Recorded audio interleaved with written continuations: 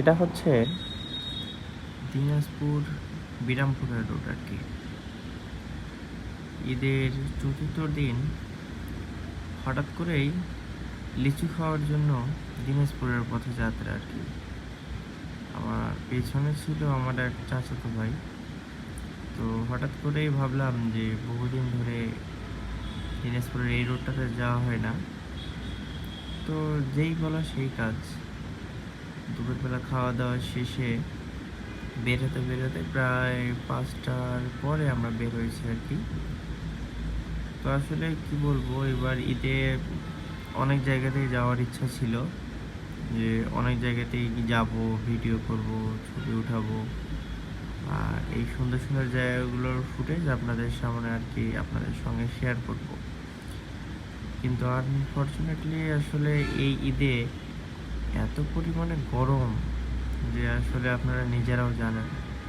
এবার মনে হয় আমাদের উত্তরবঙ্গেও একটু বেশি গরম পড়ছে তুলনামূলক।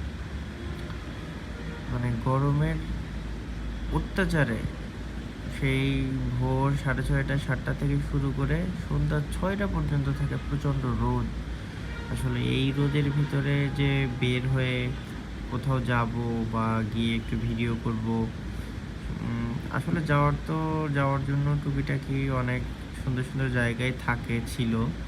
চাইছিলাম যদিও বা এগুলো একটু ভিডিও করে আপনাদের সঙ্গে শেয়ার করার জন্য। আসলে ওয়েদারের জন্য এবার আসলে ওইরকম কিছু করতে পারিনি এবার ঈদের ছুটিতে।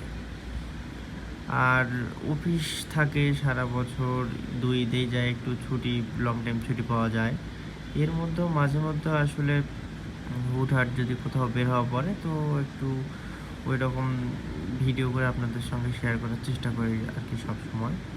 তো যাই হোক, আমরা বের হয়েছিলাম 5টার পরে, যে আধা ঘন্টার বেশি আর কি, প্রায় 1.5 ঘন্টার মধ্যে আমরা বিরামপুর পর্যন্ত যাই।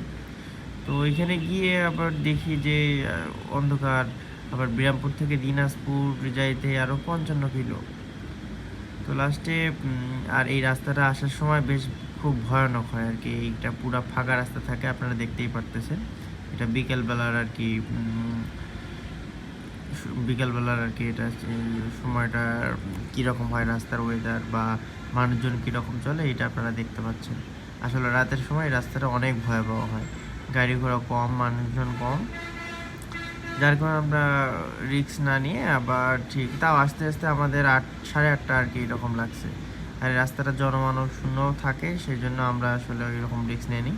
তো নেক্সট ভিডিওতে ইনশাল্লাহ আমরা দিনাজপুর গেলে আপনাদেরকে আমরা ভিডিওটা শেয়ার করবো ইনশাল্লাহ।